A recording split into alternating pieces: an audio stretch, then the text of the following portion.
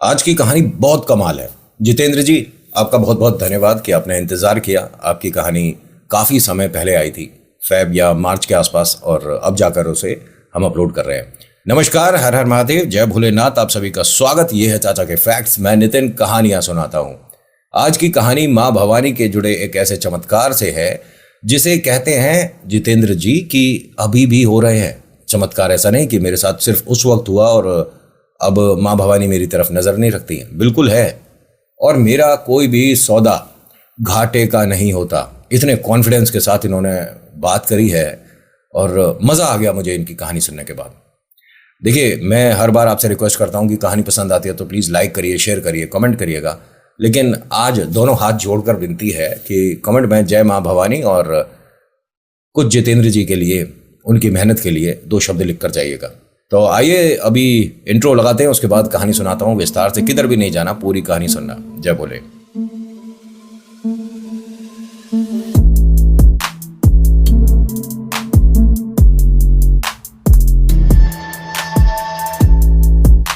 जितेंद्र जी जब शादी हुए थे उसके 3 महीने बाद का किस्सा बता रहे हैं, वही मैं आपके साथ शेयर करूंगा। और इनके 3 बच्चों में से बड़े बेटे के बारे में बता दिया। जो दूसरे नंबर पे बिटिया है, ये सिडनी में कहीं पर है और जॉब करके 2026 में ही वापस आ रही है कि बाकी अब मैं जो भी मेहनत और पढ़ाई है मैं हिंदुस्तान से करना चाहती हूँ। अच्छी बात है, अपने देश में आप मेहनत करें, आगे बढ़ें, खूब पैसा छापें। और जो सबसे छोटा बेटा है, ये जितेंद्र जी के साथ ही फैक्ट्री है इनकी, मतलब फैक्ट्री नहीं, फैक्ट्रियाँ हैं। और एक काम नहीं है, व्यापार होता है ना कि भाई आपका किस चीज़ का व्यापार है, हमारा स्टील का है, ठीक है। इनका पता नहीं कितना, 6 या 7 तो मुझे पता है और शायद मैं बीच में भूल भी सकता हूँ। कहानी ध्यान से सुनिएगा, और मेहनत की कहानी है कि कैसे आप अगर मेहनत कर रहे हैं और उस पर ईश्वर का आशीर्वाद मिल जाए, फिर मेहनत कहाँ से कहाँ ले जा सकती है।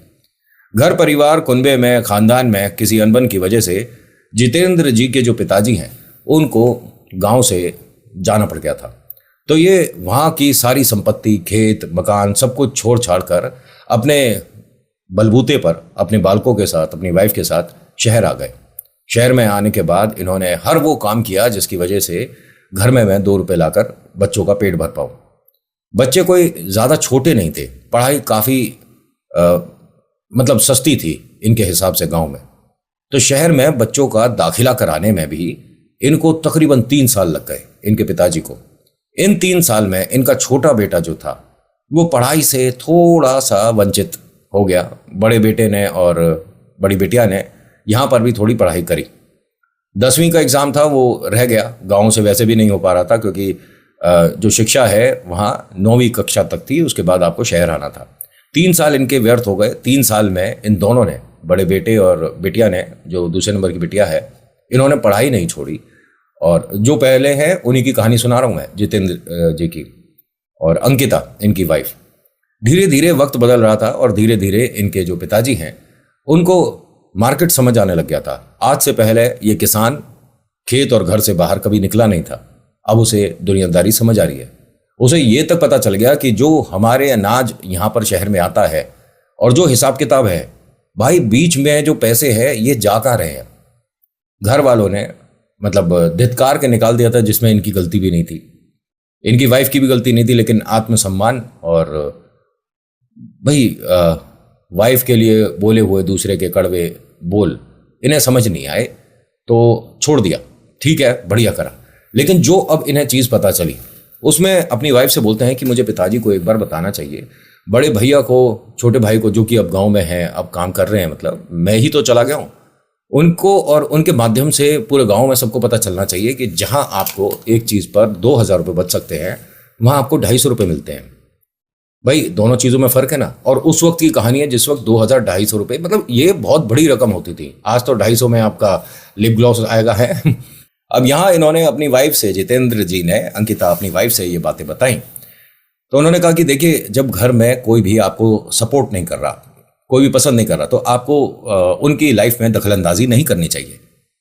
तो जितेंद्र जी ने कहा कि सिर्फ मेरे या मेरे घर की बात नहीं है, हमारे जैसे 9 गांव हैं जिनसे ये सामान सप्लाई होता है। बहुत सारी चीज़ है, बहुत सारा अनाज है भाई साहब, आलू है, टमाटर है, घी, तोई, मतलब ये यहाँ जो हिसाब किताब है बीच में गड़बड़ हो रहा है, मुझे किसी से मोल भाव करना पड़ेगा। अरे तो आप क्या कर लोगे, ये ज़्यादा पढ़े लिखे नहीं है लेकिन भाई किसान है, खेत फसल और कैसे कौन सा बीज कब करना है भाई मौसम के हिसाब से होता है, सब आता है। पैसों के बारे में बीच में इनके जो मुखिया है उन्होंने कोई आदमी रखा हुआ था मुनीम, वही सारे काम करता था। सारे गांव वाले मुखिया जी के पास जाते थे, जी ये फसल हुई है, ऐसे हुआ है, वैसे हुआ है। इन्हें समझ नहीं आ रहा था।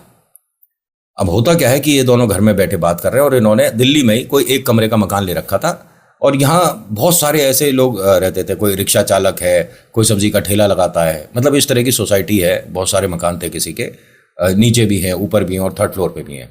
तो एक कमरे में एक परिवार या एक कमरे में 3-4 लड़के ऐसे रह रहे थे। और बहुत बहुत ज़्यादा पुरानी बात है ये, कोई मोबाइल वगैरह कुछ भी नहीं, ठीक है, और टेलीफोन भी नहीं, वो होता था ना पहले घर घर, वो भी नहीं था।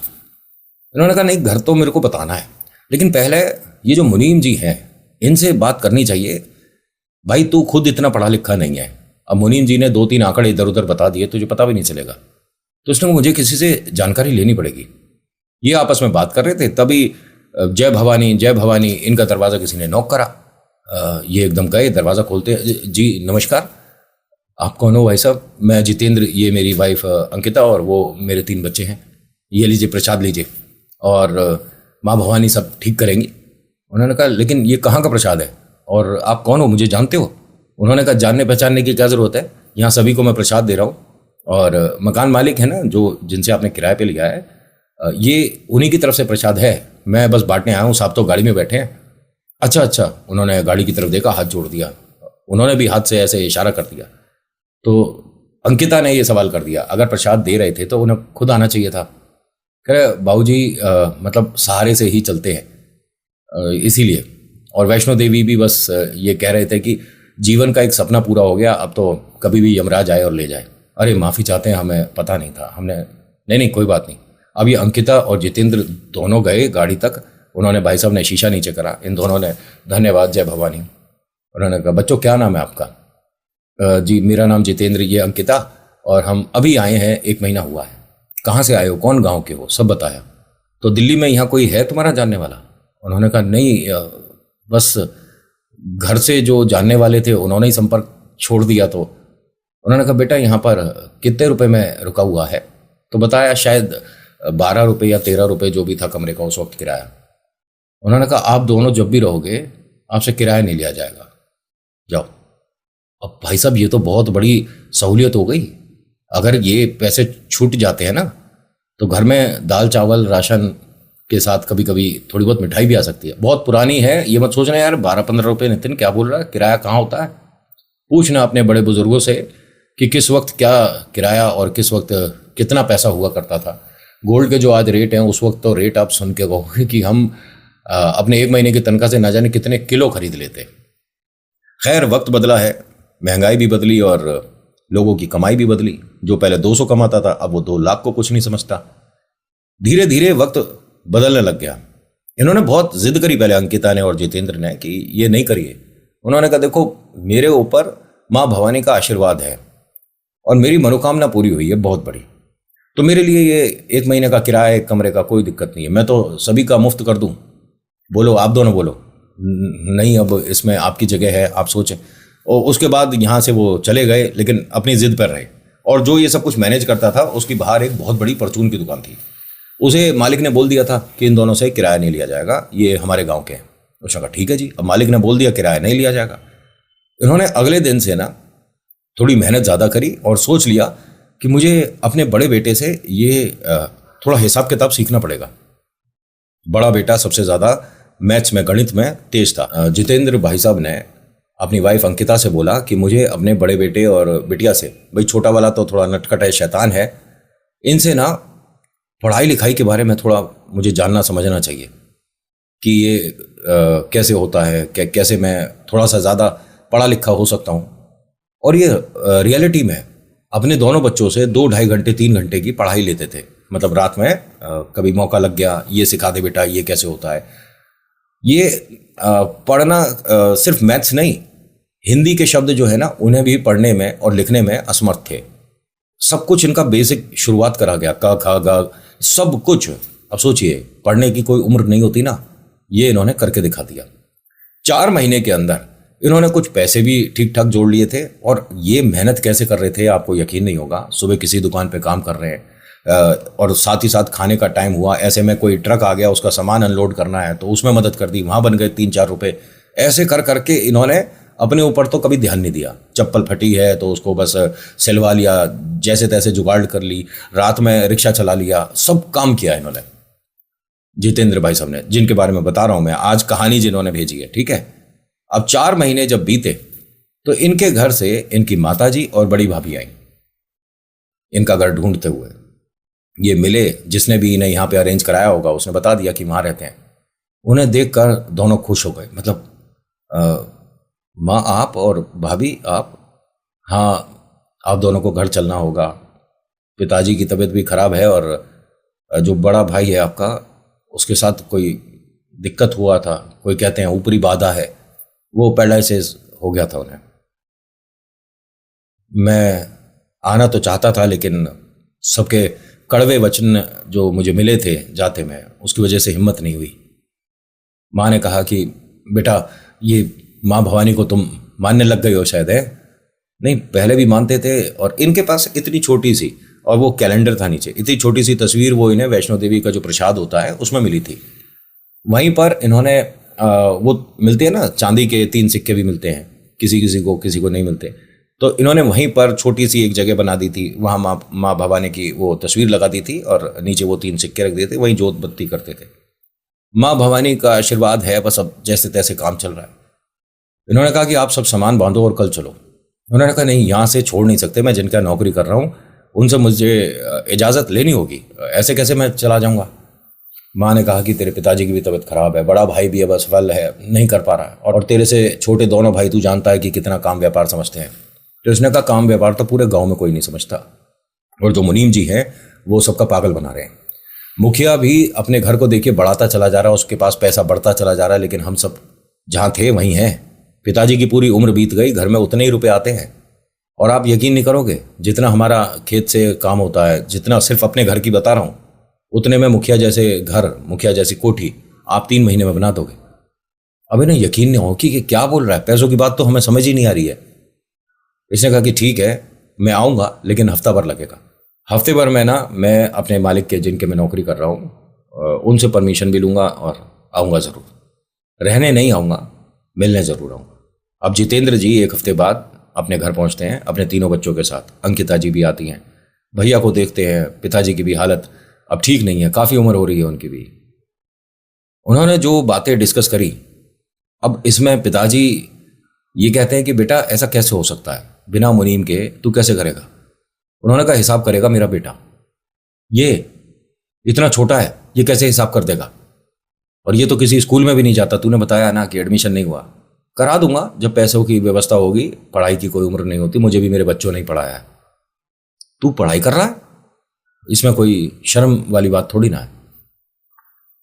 माँ भवानी के आशीर्वाद से मैं हर घर में इतना पैसा पहुंचवा सकता हूं, सिर्फ एक बार मुझे मौका दो। मुखिया जी तक ये बात पहुंचानी पड़ेगी बेटा कि मुनीम जी गलत कर रहे हैं। नहीं नहीं, इसमें मुखिया जी का भी हाथ हो सकता है पापा। आप सिर्फ अपने जो साथ के हैं, जैसे हमारे बड़े ताऊ जी है, दूसरे गांव के जो आपके मित्र वगैरह हैं, उन सबको बुला लो और 3-4 दिन में मैं सबके लिए व्यवस्था करके जा सकता हूँ। अब इन्होंने, पिताजी की तबीयत खराब थी, लेकिन इनकी आवाज़ पे, इनकी बात पर काफ़ी लोग आ गए। सब लोग इनके घर में ही थे और इसने समझाना बताना शुरू करा। जो इनका बेटा बता रहा था, जितेंद्र इनको इनके तरीके से समझा रहा था। सब लोगों ने कहा कि अरे क्या मूर्खों वाली बात कर रहा है, शहर कुछ दिन क्या रह लिया, तेरे तो पर निकल आए है जितेंद्र, तू अपने बेटे के, ये इतना छोटा है, इनके कहे अनुसार चल रहा है। उन्होंने कहा छोटा बच्चा है या क्या है वो सब छोड़ दीजिए, जो मैं बता रहा हूँ ये गलत नहीं है। मुखिया और उनका जो मुनीम है हमको 20-25 साल से पैरों के नीचे रखे हैं और आज भी हम वही हैं। तभी आ गया यहाँ पर वही मुनीम। क्या हुआ जितेंद्र बाबू, हमसे कोई परेशानी है? उन्होंने कहा परेशानी, अब जब सामने की बात है तो हम तो किसी से डरते हैं नहीं, सीधे सीधे बता रहे हैं कि आपने बेईमानी करी है। मुनीम जी ने कहा कि अगर ऐसी बात है, सुना तू गांव से निकाल दिया गया है, ऐसा ना हो कि तेरा पूरा परिवार निकाल दिया जाए। उन्होंने कहा जी अब ऐसी बात है तो मैं वापस भी लौट सकता हूं, फिर रोकने वाला कोई नहीं होगा। अब यहां बात जब मैं वाली आ गई तो ये मुनीम जी के सपोर्ट में कम और जितेंद्र के सपोर्ट में बहुत सारे लोग आ गए कि ऐसा है मुखिया जी, अब जो फैसला करेंगे वो बात की बात है, लेकिन मुनीम भाई साहब आप निकलो यहां से। नहीं, तुम सबके जो ट्रैक्टर आने थे, तुम सबका माल आना था, आज नहीं आया, वो तो मैं यहां से निकल रहा था, भीड़ देखी इसलिए रुक गया। अब अगर कल मेरे पास नहीं आया तो परसों मैं उसे बिकवाऊंगा नहीं। उन्होंने कहा कि ठीक है, आपके पास नहीं ला रहे, ऐसा बोला जितेंद्र ने। और भाई साहब ये तो मुनीम परेशान कि ये क्या हुआ, व्यवस्था बिगाड़ दी इसने तो। अब इनके पिताजी थोड़ा गर्व महसूस कर रहे हैं कि हमारे गांव, हमारे परिवार, हमारे समाज और हम सभी के लिए मेरा बेटा सोच रहा है। उन्होंने इसके सामने हाथ जोड़े और जितेंद्र से कहा कि बेटा वापस लौटा। अंकिता ने भी जितेंद्र को बोला कि देखिए पिताजी और भैया दोनों की तबीयत ठीक नहीं है, ऐसे में अरे तो तुम्हें गालियां दी गई थी इस घर में, कोई बात नहीं, बड़े हैं, थोड़ा डांट दिया, ये वापस लौटते हैं, लेकिन अपने 3 बच्चों को कहां छोड़ कर आए। आप यकीन नहीं मानोगे, जिनके यहां ये किराए पर थे ना, उनको तीनों को बच्चों को उन्होंने रख लिया। और ऐसे नहीं कि काम वाम कराने को रख लिया, जैसे उनके घर में उनकी उम्र के बालकों की उम्र के बच्चे थे ना, ऐसे रख लिया। लेकिन जितेंद्र ने उन्हें पढ़ाई के लिए मना कर दिया कि इनका एडमिशन वगैरह सब कुछ मैं ही कराऊंगा और इसके लिए मुझे थोड़ा वक्त दे दो। ये तीनों बच्चे यहाँ पर उनके बच्चों के साथ बैठते थे, बात करते थे, जो मालिक लोग हैं, और वो लोग सिखाते थे, पढ़ाते थे, जो अपने स्कूल से पढ़कर आए इन्हें बताते थे। एडमिशन के लिए मना किया था, ये उसकी जिद थी, जितेंद्र की जिद थी कि मैं अपने बच्चों का भविष्य खुद बनाऊंगा, पैसे जोड़ने का मुझे थोड़ा समय दो, और कराना है तो बहुत बढ़िया वाले स्कूल में एडमिशन कराना है। अब तो बच्चे मेरे एकदम साफ बनकर जाएंगे। 3 साल बच्चों का सेक्रीफाइस हुआ, लेकिन देखिए बालक भी तीनों, छोटा वाला तो खैर आज भी कहते हैं कि नटखट है, शादी उनकी भी हो गई, 2 बच्चे उनके, लेकिन कहते हैं कि बहुत नटखट है, उसे बार बार समझाना बताना पड़ता है कि तू बड़ा हो गया है। खैर, अभी तक की कहानी आपको कैसी लग रही है प्लीज़ बताइएगा। अगर ठीक लग रही है तो लाइक, शेयर, सब्सक्राइब, कमेंट, और अगर नहीं लग रही तो डिसलाइक करके बताना फीडबैक में कि क्या बुरा है। यहाँ जितेंद्र जी ने अगले दिन किसी का भी ट्रैक्टर मुखिया के घर नहीं पहुंचने दिया। सब लोग इसके कहे अनुसार इसके पास आ गए। अब जितेंद्र जी यहाँ से बच्चों को, मतलब उस वक्त तो बच्चे घर पे ही थे, बच्चों को घर पर छोड़ते हैं, अपने छोटे दोनों भाइयों के साथ शहर में जाकर एक आदमी से बात करते हैं और अपने हिसाब से डील करवाते हैं। आपको पता है जो इनको 250 रुपये मिलता था, यहां मिला इन्हें 1980 रुपया, 2000 रुपये। भाई साहब 10 महीने का पैसा है ये तो। एक आदमी को एक अपने माल पे 2000 रुपये मिल रहे, और इसने 1 रुपया नहीं लिया बीच में। सब लोगों ने इसे पलकों पर बैठा लिया। मुखिया जी की नौकरी चली गई 3 महीने के अंदर। अब गांव का मुखिया कौन? जितेंद्र। और जितेंद्र ने ये बात अपने 10 गांव तक पहुंचा दी कि जो माल बेचा जाएगा वो आप मेरे को बीच में लो या ना लो, वो ऐसे ही जाएगा, ऐसे घूम कर नहीं जाएगा। समझ रहे हो ना? अब सबकी नजरों में मुखिया जी मतलब जितेंद्र, उसकी इज्जत वैल्यू बढ़ गई। अब ऐसे में पिताजी को क्यों अच्छा नहीं लगेगा। लेकिन इस बीच इसने एक काम और बेहतरीन कर दिया, जिसकी वजह से ये अपने घर परिवार में सबकी नज़रों में भगवान बन गया। ये कहते हैं कि मुझे माँ भवानी सपने में दिखती हैं, मुझे वैष्णो देवी जाना है। और ये तब की बात है जब ये दिल्ली में इन्हें वो प्रसाद मिला था, तब से माँ भवानी मतलब 3 पिंडी जो दिखती हैं, आपने देखा ही होगा, गए होगे दर्शन करने, वो इन्हें सपने में दिखती हैं। और तब से ही इनका समय धीरे धीरे करके बदलता चला जा रहा है। जिस काम में, जिस व्यापार में अगला हाथ डाल दे, उसमें कोई रोकने वाला नहीं। अब यहां लोगों ने कहा कि हमें वहां जाके ना मोल भाव करने में दिक्कत रहती है, सब कुछ जितेंद्र तू करा दिया कर। अब जितेंद्र ने कहा कि नहीं, मतलब ऐसा सही नहीं है ना, आप अपने आप करिए, जो आपके पैसे बनते हैं। तो यहां सबने कहा कि आप हमसे बीच का जो पैसा बनता है ना वो कर लो, एक तरह की मजदूरी मान लो, तनख्वाह मान लो, आप उसे कमीशन बोल दो। इन्होंने कहा कि फिर अच्छा लगेगा क्या मैं आपसे 1% या 2% लूंगा।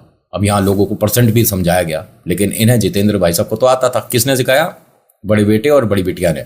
सब लोग राजी हो गए कि ठीक है भैया, अगर 1000 रुपये का माल बिक रहा है तो 1000 में 150 तेरे, 1000 में 200 तेरे, जैसा भी उनका डिसाइड हुआ। इसने कहा ठीक है। यहां इन्हें जो माँ भवानी का सपना आ रहा था, इसमें माँ भवानी दिख रही है और ये खुद है। एक कोई आदमी है सफेद से कोट में और बड़ा भाई है। बार बार ये सपना आ रहा है। इसका मतलब सफेद कोट ये डॉक्टर है कोई। शहर में जाकर इन्होंने बात करी, मेरा बड़ा भाई है, ऐसे ऐसे उसके साथ दिक्कत है। इन्होंने कहा ठीक हो सकते हैं, लेकिन उसके लिए दवाई चलेगी, कभी कभी परिस्थिति हम छोड़ देते हैं कि भाई नहीं हो पाएगा सही, और कभी कभी मालिश से भी ठीक हो सकता है, आप एक बार उन्हें लाइए दिखाइए। ये लेकर गया, वहाँ उनका 4-6 महीने इलाज चलाया, भाई साहब वो ठीक हो गए। अब ऐसा आदमी जो कि चारपाई पकड़ चुका था, जो ठीक हो जाए, जिसने मेहनत करी, ये अपने बड़े भाई के पैरों में जाकर तेल लगाते थे, मसाज करते थे। खैर वो सारी बातें इन्होंने वैसे मुझे मना करा है, तो देखो भाव में आ जाता हूं तो पता चलना चाहिए ना, सामने वाले ने मेहनत भी करी है, विश्वास भी करा, और बाकी घर में सभी की वैल्यू भी बहुत करी थी। इनके पिताजी ये गर्व महसूस कर रहे थे, पूरे गांव का जो हुलिया है वो जितेंद्र ने बदल दिया। लेकिन इनकी नज़र सिर्फ ऐसी थी कि मुझे यहीं पर नहीं रुकना, इससे काफ़ी आगे जाना है। अब ये काम करते करते करते करते जब हर किसी को फ़ायदा होने लगा और इनके पास भी अब धन वर्षा होने लगी, 3 साल का समय रहा यहाँ जो गांव इन्होंने, गांव नहीं कई गांव, सबके व्यवस्था बदल दी थी और इनका नाम धीरे धीरे शहर तक आ गया था। जीतू भाई बोलते थे। जीतू भाई जो हैं वो शहर में इतने पॉपुलर हो गए थे कि भाई साहब उनकी तरफ से ट्रैक्टर आया, उनकी तरफ से माल आया है, गांव कोई भी हो, किसान कोई भी हो, जीतू भाई का सामान आया है और पैसे बन रहे थे भाई। ये 3 साल बाद अपने सेठ जी के पास पहुंचते हैं। इनकी व्यवस्था देखकर सेठ जी को बहुत अच्छा लगा कि हाँ, काम व्यापार अच्छा चल रहा है, मेहनत अच्छी कर रहा है। सेठ जी बच्चों को मैं ले जाने आया हूँ। हाँ हाँ, लेकिन आपने इतना साथ दिया, और बच्चे ऐसे कि भाई साहब कल 10वीं का एग्जाम दिलवा दो। इनके एडमिशन कराए गए और बेहतरीन स्कूल में एडमिशन हुए तीनों बच्चों के। तीनों ने अपनी पढ़ाई शुरू करी और इन्होंने यहाँ एक 2 कमरे का घर खरीदा, छोटा सा। दिल्ली की बात बता रहा हूँ, उस वक्त जो भी रकम रही होगी। धीरे धीरे काम चल रहा था। जितेंद्र भाई साहब को एक बार बाजार में यही मालिक टकरा गए जिनके घर 3 साल बच्चे रहे थे। उन्होंने कहा, जितेंद्र अभी आजकल क्या चल रहा है? एक मैं कारखाने में काम कर रहा हूँ। किसके कारखाने में काम कर रहा है? फैक्ट्रियाँ तो हमारे पास भी हैं, तो हमारे यहाँ क्यों नहीं काम करता? तेरे जैसा प्यारा इंसान हमारे लिए काम करे।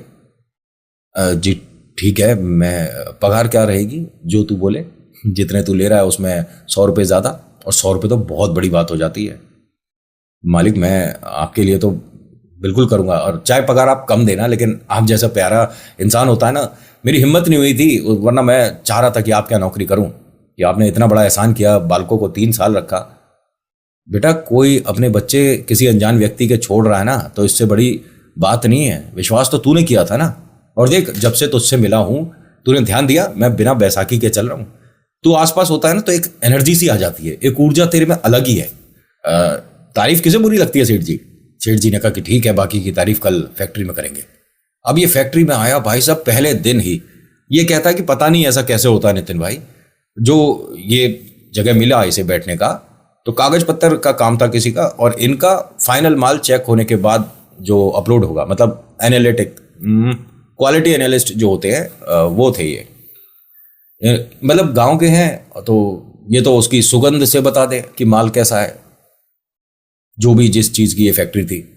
इन्होंने एकदम पकड़ लिया कि नहीं ये माल ठीक नहीं है, और ये अभी बुरबुरा सा हो रहा है, 2 बार ग्राइंडर और चलेगा, मशीन चलाओ। उन्होंने कहा कैसी बात कर रहा है तू, एक बार मशीन चलने पे इतने रुपए का खर्चा हो जाता है। नहीं नहीं, ये मार्केट में बेचेंगे तो नाम ही खराब होगा। सेठ जी आ गए कि क्या हुआ? सेठ जी ठीक नहीं है। क्या ठीक नहीं है? ये जो मैंने अभी माल चेक किया ना, ये तो इसकी पैकिंग करके चढ़ाने वाले थे, और मैंने बस ऐसे ही देख लिया, जो मेरे पास आया कह रहे हैं कि इस पे ओके करो और ठप्पा लगा दो। मैं ऐसे कैसे लगा दूं, ये ठीक नहीं है। उन्होंने कहा बेटा, यहाँ पे बहुत सारे लोग ऐसे हैं जो काफ़ी पुराने हैं, ये सब चेक करके लाए हैं, और बाजार में माल ये कम पड़ रहा है, तो 2 दिन में डिलीवरी चाहिए लोगों को, तू समझा कर। लेकिन मालिक ये तो ग्राइंडर चलना चाहिए, ये तो। उन्होंने कहा एक बार ग्राइंडर चलने का, अरे बताओ इसे खर्चा कितना आता है? तो किसी ने बताया कि एक बार ग्राइंडर चलाएंगे ना तो 20 से 22 हज़ार रुपये लग जाएंगे। 22 हज़ार का खर्चा एक बार ग्राइंडर चलाने का आता है? ठीक है, फिर जैसा आपको सही लगे। इन्होंने ऐसे ही किया, घर पे जाके अपनी वाइफ को बताया कि मुझे तो वो थोड़ा खुरखुरा सा लग रहा था और प्लेन होना चाहिए था। तो आपको उस विषय में कितना पता है? अरे हमने फसल उगाई हैं, हमने सारे काम करे हैं, तो मैं तो तू जानती है ये सब जानता ही हूँ। अरे नहीं, बाजार में उस चीज़ की कैसी लोगों को ज़रूरत होती है पता नहीं। इन्हें दोबारा से सपना आया।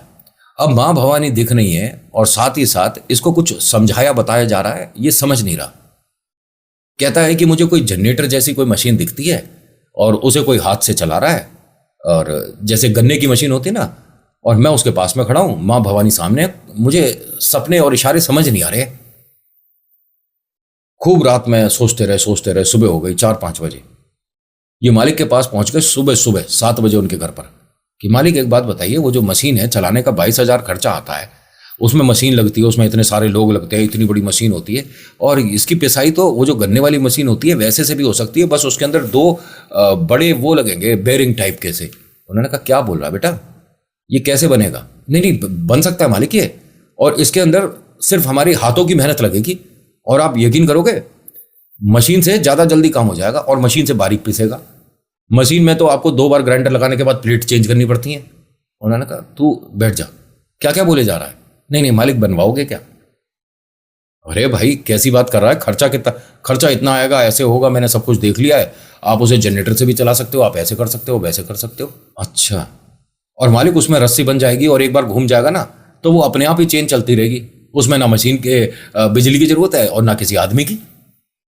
क्या बनवाना है तुझे? ये चीज इन्हें बनवाने में 6 महीने लग गए। जिसके पास जाते थे ना, भाई ऐसा कर दे, भाई वैसा कर दे, इसकी पुली ऐसी होनी चाहिए, और इन्होंने बना ली। मालिक के पास लेकर आए, मालिक ने कहा कि यार ये कैसे काम करेगी, दिखाया, और यहां जैसे ही ये मशीन चालू हुई 20-22 लोगों की नौकरी पे बात आ गई, क्योंकि उनकी अब जरूरत नहीं है भाई। हाँ, ये काम तब इन्होंने कर दिया जो काम अब एआई कर रही है। जॉब पे जो बात आती है, मालिक को समझ नहीं आया, उन्होंने ये फैक्ट्री इनके सुपुर्द कर दी कि भाई साहब ये गजब का काम कर दिया इसने, अब से फैक्ट्री तू चलाएगा। नहीं मैं नहीं चलाऊंगा, मुझे कुछ इतना, मैं बस ये काम कर सकता हूं। ये जो था ना दिमाग में एक मेरे बैठ जाती है बात, अरे तू समझ सकता है ये क्या चीज बनाई है तूने? एक काम करो, एक फैक्ट्री और डलेगी और ये तू डालेगा। हाँ मैं जो कह रहा हूं समझ मेरी बात, बैंक से पैसे उठाओ, लेकिन बैंक मुझे इतना पैसा क्यों, वो सारी बातें मैं बताऊंगा कि कैसे क्या होता है, मैं हूं तेरे साथ, तू मेहनत कर, काम कर।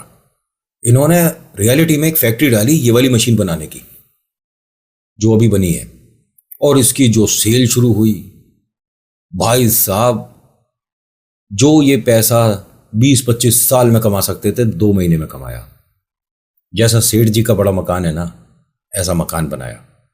जब ये फैक्ट्री इन्होंने खड़ी करी, इससे जो पैसे बने सबसे पहले मालिक के, जो मालिक ने पैसे लगाए थे, और बैंक के पैसे आने थे 15 साल में, 20 साल में। इन्होंने भाई साहब 2-2.5 साल में सब निपटाया कि मेरे को अपने ऊपर कोई कर्जा नहीं रखना। बच्चे पढ़ाई अच्छे स्कूल में कर रहे हैं, वाइफ घर संभाल रही हैं, और ये हस्बैंड जितेंद्र भाई साहब ना जाने किस दुनिया में है, किस धुन में है। कहते हैं ना पैसा कमाया नहीं बनाया जाता है। ये हर महीने सोचते थे कि मुझे वैष्णो देवी जाना है, मुझे वैष्णो देवी जाना है, मां भवानी का धन्यवाद करना कि मैं कहां से कहां पहुंच रहा हूं। दिल्ली में जब आए थे, कमरे के मकान में थे और किराए पर थे, जिसका किराया माफ किया था मालिक ने। अब इन्होंने कसम खा ली, मां भवानी के आशीर्वाद से मुझ पे अब पैसों की कोई कमी नहीं, लेकिन जो मैं कमाऊंगा उसका इतना % सेठ जी के घर जाएगा, और ये आज भी जाता है। आप यकीन करोगे, सेठ जी गुजर चुके हैं, ठीक है, उनके बड़े बेटे ने भी मना कर दिया, मतलब वाइफ भी मना करते, सब मना करते हैं उनके घर के कि आप जितेंद्र भाई, मतलब जीतू काका बोलते हैं उन्हें, जीतू काका मत भेजा करो। और ये कहते हैं कि जब तक जिंदा हूं मैं भेजूंगा, फिर मेरे बाद मेरा छोटा बेटा जो फैक्ट्रियां संभालता है वो भेजेगा, अगर वो नहीं भेज पाया तो मेरी बेटी भेजेगी या बड़ा बेटा भेजेगा जो विदेश में है, लेकिन हमारे घर से ये % रुकेगा नहीं। उसके बाद इनकी एक फैक्ट्री और खुली, उसके बाद एक और खुली, और ये सारी फैक्ट्रियां अलग अलग हैं। कोई कॉपी के पन्ने की फैक्ट्री है, कोई चांदी की भरक बनती है उसकी फैक्ट्री है, सिल्वर फॉयल, इस तरह, मतलब आप जो नाम बोलो वो फैक्ट्री। और ये हर 2 साल में एक फैक्ट्री खड़े करते चले गए, कंधे झुकते चले गए, लेकिन मन में सिर्फ एक बात रह गई कि मुझे हर दिन माँ भवानी दिखती हैं और उन्हें मैं ऐसे आमने सामने नहीं देख पा रहा हूं। व्यवस्था ऐसी हो गई, जब कई साल बीत गए,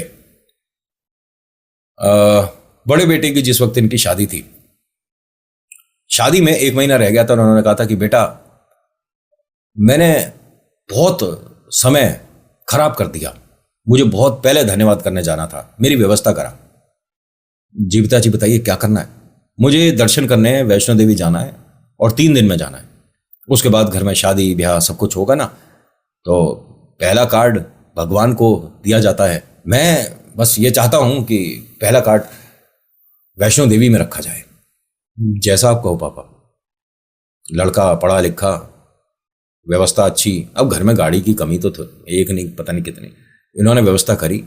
और इनके घर से कहते हैं कि उस वक्त जिस वक्त गाड़ी की बहुत ज़्यादा वैल्यू थी, उस वक्त हमारे घर में 12-15 गाड़ियाँ थीं। वो अलग बात है कि अब आप कहो कि यार उन गाड़ियों की क्या वैल्यू, आज की गाड़ी में देखो। पैसा इन्होंने कमाया नहीं है, बनाया है। जिस फील्ड में कहो उस फील्ड में। और कितने पढ़े लिखे हैं मैं ये नहीं कहता कि पढ़ाई लिखाई काम नहीं आती, बहुत काम आती है। उसी व्यवस्था की वजह से ही इन्होंने गांव में लोगों के पैसों का स्टेटस बदल दिया था। अपने घर गांव से ये आज भी जुड़े हुए हैं। उम्र हो गई और 3 दिन में इनकी व्यवस्था कराई। खैर कहानी पर रहता हूँ। 3 दिन में व्यवस्था कराई इनके बेटे ने, और इनके घर से 12-15 गाड़ियां, जिसमें इनके भाभी भैया बच्चे जो गांव में जितने भी थे, और तो और मुखिया के बड़े बेटे और उनकी बहू भी, ये सब लोग वैष्णो देवी गए। ठीक है, गाड़ियों से गए थे वहाँ। फिर उसके बाद उन्होंने यात्रा करी। अब तो आप जाते हो तो चढ़ाई करना बहुत ज़्यादा आसान सा हो गया है, रास्ते बन गए हैं। लेकिन ये जब गए थे तो एकदम खड़ी चढ़ाई थी। ठीक है, वहाँ गए हैं दर्शन करने, और माँ भवानी से मतलब कह रहे थे कि वहाँ लोग आते में बोल रहे थे दर्शन अच्छे से नहीं हो पाए, आज भीड़ बहुत है। और ये कहते हैं कि जब मैं वहाँ पहुँचा हूँ तो बस माँ भवानी और मैं, और कुछ नहीं दिख रहा था मुझे। कोई किसी ने धक्का नहीं दिया कि भाई साहब जल्दी चलो आगे चलो। कोई वीआईपी दर्शन नहीं किए इन्होंने, नॉर्मल किए थे जैसे होते हैं। और ये कहते हैं मैंने वहाँ बैठ कर तसल्ली से माँ भवानी को सारी बातें बताई, जो जो मेरे साथ हुआ, गांव से कब निकला, क्यों निकाला गया, ऐसा हुआ, भाई को ये हुआ था, पापा की तबीयत खराब हुई थी, फिर एक सेठ जी मिले और प्रसाद मिला, और उसके बाद से तो आस्था बढ़ती चली गई। और ये कहते हैं कि आज भी नितिन बेटा, मैं जिस व्यापार में अभी भी हाथ डाल दूं तो ज़्यादा बड़े बोल नहीं बोलता, मैं वहाँ से भी मुनाफा निकाल दूंगा। जो लोग कहते हैं ना कि भाई साहब महंगाई हो गई या काम नहीं है, भाई साहब आप करना नहीं चाहते। हाँ, कुछ लोग हैं, मैं वीडियो वगैरह देखता हूँ, अरे तुम 6ठी 7वीं पास हो, तुम सरकारी नौकरी के लिए हल्ला मचा रहे हो। जो यूपीएससी की वगैरह की तैयारी कर रहे हैं वो मूर्ख हैं। मतलब किसी ने तो कहाँ तक की पढ़ाई करी है फिर भी वो कोशिश कर रहा है, और किसी ने पढ़ाई नहीं करी लेकिन वो खड़ा है बैनर लेके, हमारे को सरकारी नौकरी नहीं मिली। भाई साहब पढ़े लिखे कितने हो? 6ठी में 2 बार फेल। तेरे तो ऊपर का होर्डिंग हटाओ, ये जो डंडा है ना बांस का। खैर, जैसे इन्होंने बताया वैसे मैंने कहानी प्रेजेंट करी है। अगर आपको अच्छी लगी हो तो प्लीज़ लाइक शेयर सब्सक्राइब करिएगा। सर आपने एक चीज़ और बताई है, वो शामिल हम YouTube के एल्गोरिथम के हिसाब से नहीं कर सकते। जितना टीम ने अलग किया है ना सेपरेट, वो मैंने सारी सुनाई है, और उसकी कुछ कंडीशंस होती हैं। ठीक है, अब ये नहीं कहिएगा कि अरे YouTube कैसे होता, हम इसको भी फैक्ट्री की तरह चला के दिखाएंगे। ठीक है, ऐसा मत करिएगा, ये काम हम पर छोड़ दीजिए। So thank you so much for watching. मेरा नाम नितिन है। मुलाकात करूंगा आपसे एक नेक्स्ट वीडियो में। हर हर महादेव, जय भोलेनाथ, धन्यवाद, जय भवानी।